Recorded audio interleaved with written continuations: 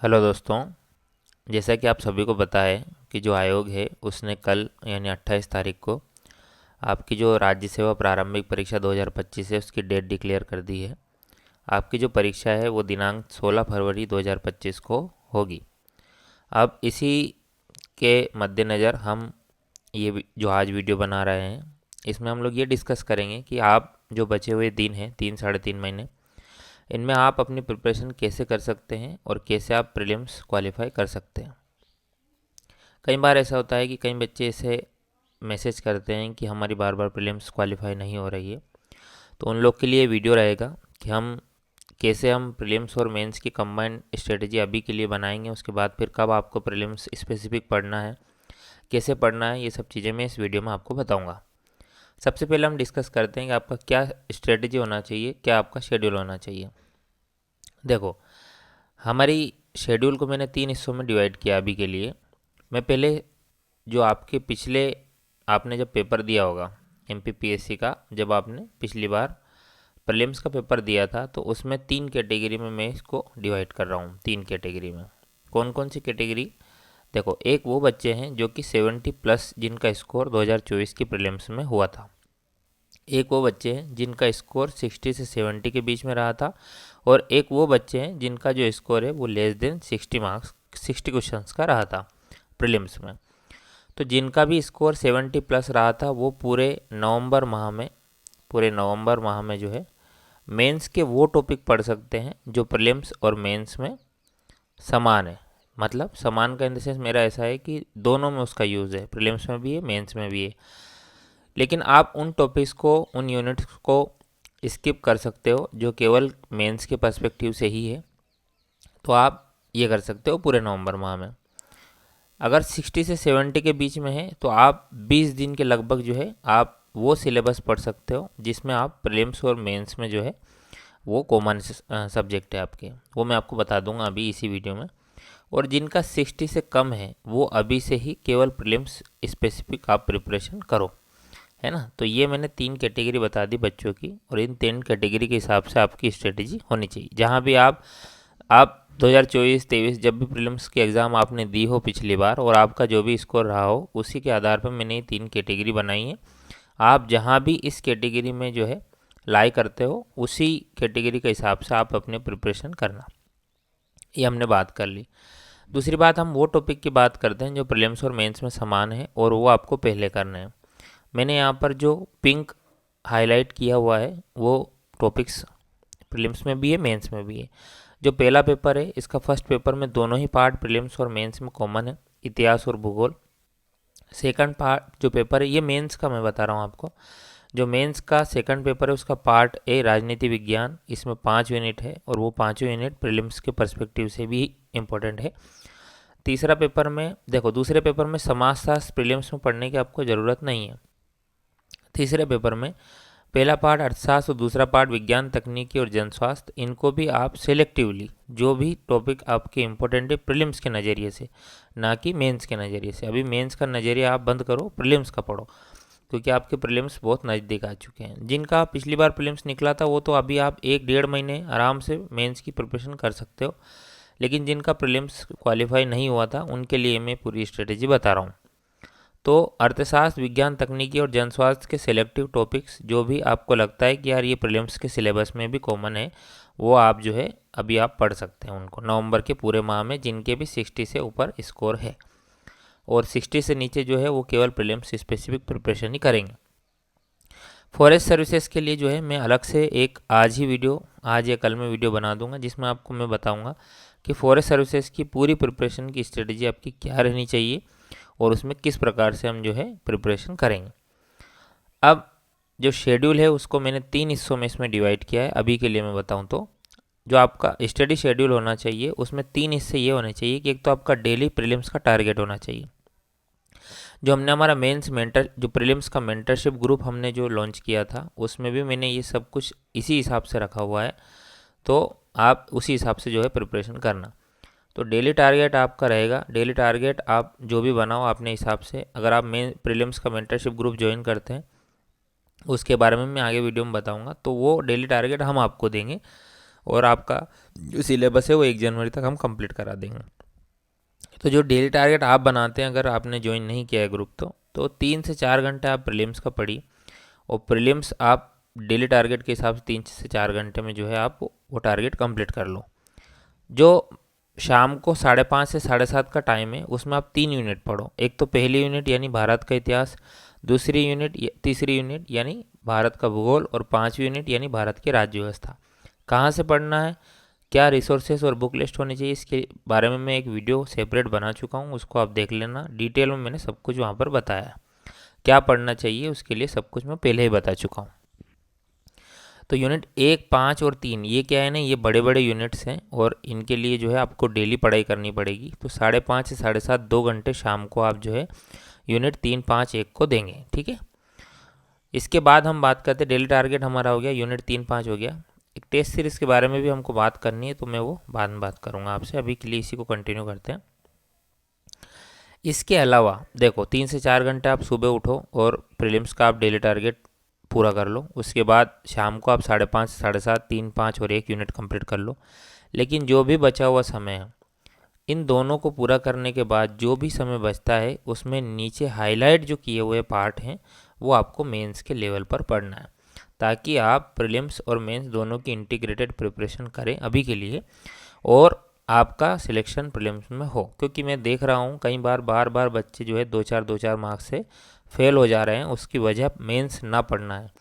जब आप मेंस की प्रिपरेशन करते हैं, वो टॉपिक पढ़ते हैं जो प्रीलिम्स के लिए भी इंपॉर्टेंट है, तो हमारे ज्ञान का विस्तार होता है और कहीं ना कहीं ऑप्शन एलिमिनेशन में हमको मदद मिलती है। ये मैं कई बार पहले भी बता चुका हूँ किस प्रकार से मेंस जो है हमारी मदद करती है प्रीलिम्स क्वालिफाई करने में। कारण ये है कि जब हम मेंस पढ़ते हैं तो हम उसको याद करने की कोशिश करते हैं, मेमोराइज करने की कोशिश करते हैं। लेकिन प्रीलिम्स में हमारे दिमाग में बात चलती है कि 4 ऑब्जेक्टिव तो आएंगे ही, एक उसमें से हम टिक कर देंगे। तो मेंस का पर्सपेक्टिव, हमारा पढ़ने का नज़रिया अलग होता है और प्रीलिम्स का अलग होता है। तो आप मेंस और प्रीलिम्स दोनों की अभी आप इंटीग्रेटेड तैयारी करो, उसके बाद जो है हम केवल प्रीलिम्स की प्रिपरेशन करेंगे। वे टॉपिक जो प्रीलिम्स और मेंस में कॉमन है उन्हें अभी प्रीलिम्स टारगेट के साथ ही कवर करना है, ताकि हमें प्रीलिम्स में भी मदद मिले, ठीक है। ये मैं आपको बता चुका हूँ पूरी स्ट्रेटेजी यहाँ पर। बुक लिस्ट और रिसोर्सेज की अगर मैं बात करूँ मेंस के और प्रीलिम्स दोनों के पर्सपेक्टिव से, तो निर्माण आईएएस और परीक्षा धाम जो है वो आपके प्रायोरिटी में रहनी चाहिए प्रीलिम्स के लिए, और मेंस के लिए निर्माण और आकार प्रायोरिटी में रहनी चाहिए। सबसे पहली प्रायोरिटी निर्माण आईएएस को दो आप, क्योंकि अभी जो 2024 के मेंस के पेपर हुए थे उनमें जो सबसे ज़्यादा जो क्वेश्चंस आए हैं वो निर्माण आईएएस से ही आए हैं, ठीक है। ये आपका रहेगा बुक लिस्ट और रिसोर्सेज। मैंने इसके लिए सेपरेट वीडियो बनाया है, वो आप वहाँ से देख लेना। टेस्ट सीरीज़ की हम बात करते हैं। टेस्ट सीरीज़ आपको बिल्कुल भी ज्वाइन नहीं करना है, ठीक है। मार्केट में जो भी टेस्ट सीरीज़ अवेलेबल है आप बिल्कुल ज्वाइन मत करो, आपको ज़रूरत ही नहीं है ज्वाइन करने की। क्यों? क्योंकि टेस्ट सीरीज़, कोई भी टेस्ट सीरीज़ उस लेवल की बनती ही नहीं है जो एमपीपीएससी प्रीलिम्स पूछता है एग्ज़ाम में। आप उसके लिए क्या करो मैं आपको बताता हूँ। जो भी एमपी के सिविल सर्विसेज वाले पेपर हुए हैं पिछले 5 साल के, उनके पीवाईक्यू आप निकाल लो, ठीक है। और इसके अतिरिक्त जो है आप जो भी एमपीपीएससी दूसरी एग्ज़ाम्स कंडक्ट कराती है, दूसरी एग्ज़ाम्स मतलब engineering services, forest services, DSP radio, ग्रामोद्योग, आईटीआई प्रिंसिपल, जितनी भी एग्ज़ाम ये एमपीपीएससी कंडक्ट कराती है, उन एग्ज़ाम्स के 50 क्वेश्चन आते हैं एमपी वाले। बाकी देखो 150 प्रश्न तो वो जो 100 प्रश्न है वो तो उनके सेक्शन वाइज रहते हैं, तो उनको तो हटा दो आप। लेकिन जो शुरू के 50 क्वेश्चन रहते हैं उनको आप प्रीवियस ईयर क्वेश्चन में ही शामिल यहाँ पर करो। तो सिविल के 5 साल और एमपीपीएससी की जो अन्य एग्ज़ाम्स हैं उनके 50 क्वेश्चन वो आप इसमें शामिल करो।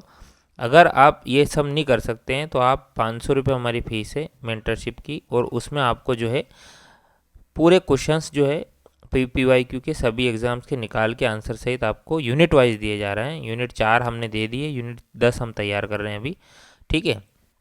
तो ये आप इतनी मेहनत अगर नहीं करना चाहते, समय बचाना चाहते हैं, तो आप हमारा ग्रुप ज्वाइन कर सकते हैं। तो ये आप करो, यहाँ से आप प्रैक्टिस करो, और इसके बाद अगर समय बचता है आपके पास प्रैक्टिस के लिए तो आप क्या करो, जैसे आप कोई बुक पढ़ रहे हो, मान लो आप निर्माण की यूनिट 10 की बुक पढ़ रहे हो जनजाति वाली, तो प्रत्येक चैप्टर के बाद में कुछ ऑब्जेक्टिव्स दे के रखते हैं ये लोग बुक्स वाले। परीक्षा दाम भी पढ़ते हो तो भी ऑब्जेक्टिव दे के रखते हैं, तो वो ऑब्जेक्टिव आपको सोल्व करने हैं। उसमें पीवाईक्यू भी रहेंगे कुछ, और कुछ जो है इनके जो मॉडल क्वेश्चन है वो भी रहेंगे। टेस्ट सीरीज़ आप ज्वाइन करने के बजाय ये आप ज्वाइन करो। देखो टेस्ट सीरीज़ हम क्यों ज्वाइन करते हैं, क्या पर्पस होता है टेस्ट सीरीज़ का। टेस्ट सीरीज़ का पर्पज़ होता है कि हम टाइम मैनेजमेंट कर सके, केवल यही पर्पज़ है टेस्ट सीरीज़ का। और टाइम आपको इतना मिलेगा, 2 घंटे का पेपर इनफ होता है, समय इनफ होता है एमपीपीएससी के पेपर में, आपको समय की चिंता करनी ही नहीं है। और जब आप समय की चिंता करनी नहीं है तो फिर टेस्ट सीरीज़ का तो मूल उद्देश्य ही समाप्त हो गया यहाँ पर। दूसरा उद्देश्य टेस्ट सीरीज़ का ये होता है कि आप सिली मिस्टेक्स ना करो। तो सिली मिस्टेक्स तो प्रैक्टिस की वजह से कम ख़त्म होती है। टेस्ट सीरीज़ में प्रैक्टिस तो होती है, लेकिन प्रैक्टिस तो आप वैसे भी कर सकते हो, जैसा मैंने तरीका बताया कि इस हिसाब से आप प्रैक्टिस कर लो। जैसे अगर एमपीजी के हिंदी मीडियम वाले अगर आप हो तो एमपीजी के लिए जो ऑब्जेक्टिव परीक्षा दाम आती है वो आप खरीद सकते हो। उससे आप क्या है, पूरा एमपीजी के एमपी से रिलेटेड जो भी क्वेश्चंस आए हैं व्यापम और सिविल सर्विसेज में, वो सब आप क्वेश्चन वहाँ पे आपके कवर हो जाएंगे। तो हमने टेस्ट सीरीज़ की बात करी, शेड्यूल की बात कर चुके हैं। सिलेबस देखो मैंने क्या किया है कि जो हमारा मेंटरशिप ग्रुप है उसमें इस प्रकार से डिकोड करके सिलेबस आपको दे दिया है कि प्रीलिम्स के सिलेबस में यूनिट वाइज जो है कौन सा इंपॉर्टेंट टॉपिक है, किस प्रकार से आपको कहाँ से वो पढ़ना है, ये सब कुछ मैं वहाँ पर आपको दे चुका हूँ। ठीक है, और ये मैं काफ़ी बार बता भी चुका हूँ, तो ये मैंने बहुत डिटेल में यहाँ पर इसको लिखा है और वो आप देख सकते हैं यहाँ पर। ठीक है, तो syllabus unit wise book list और सिलेबस ये सब मैं वहाँ पे दे चुका हूँ, पीडीएफ आपको जो है मिल जाएगी हमारे मेंटरशिप ग्रुप में। ये हमने बात करी अभी। तो प्रीलिम्स किस किस की बात हम कर चुके हैं, टेस्ट सीरीज़ की बात हम कर चुके हैं, कंबाइंड स्ट्रेटजी की बात हम कर चुके हैं कि आपकी जो है कंबाइंड स्ट्रेटजी क्या होनी चाहिए प्रीलिम्स और मेंस की, ताकि आपका प्रीलिम्स क्वालिफाई हो। उसके बाद फिर बुक लिस्ट और रिसोर्सेज के लिए आप क्या करो कि जो हमारा दूसरा वीडियो है जो मैंने बनाया था बुक लिस्ट और रिसोर्सेज के लिए, वो आप देख सकते हो यहाँ पर।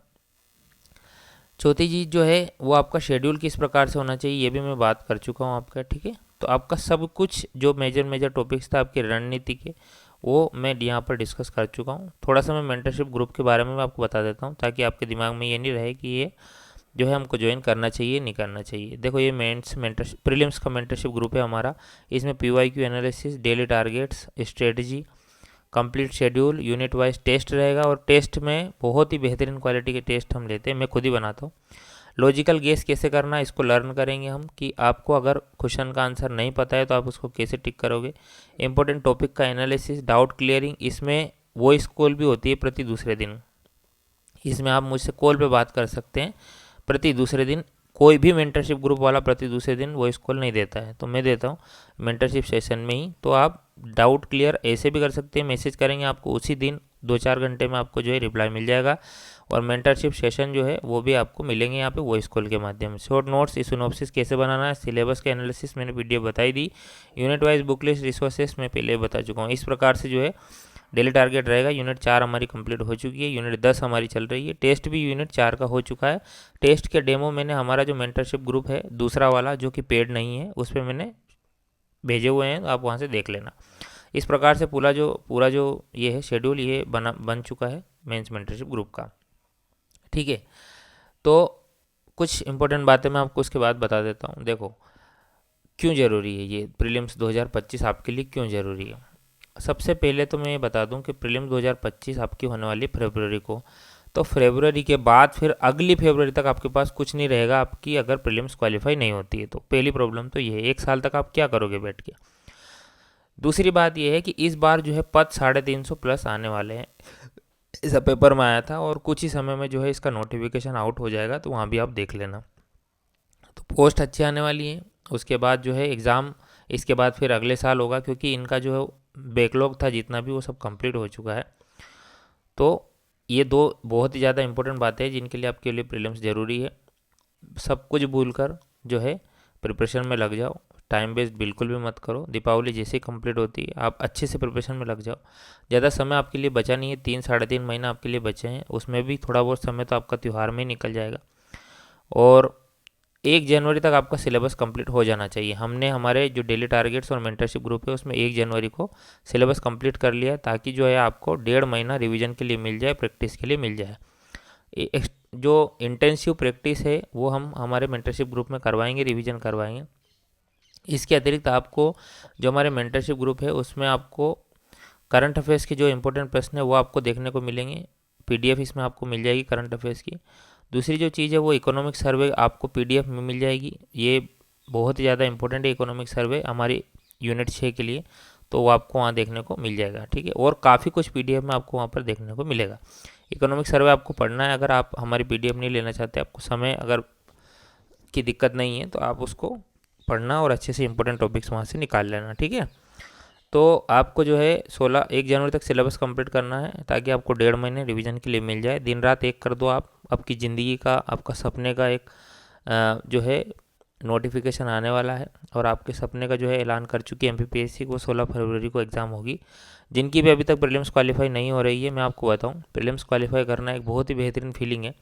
लगातार 6 बार मैंने प्रीलिम्स क्वालिफाई की है और ये महसूस किया है कि प्रीलिम्स क्वालिफाई अगर आपका नहीं हुआ है, जैसे मैं यूपीएससी की बात करूं, मैंने 5 से 6 बार यूपीएससी प्रीलिम्स फेल हुआ हूं मैं, और यहाँ पर लगातार 6 बार प्रीलिम्स क्वालिफाई हुआ हूँ, तो मैं फेल और पास दोनों की जो फीलिंग है उसको समझता हूँ।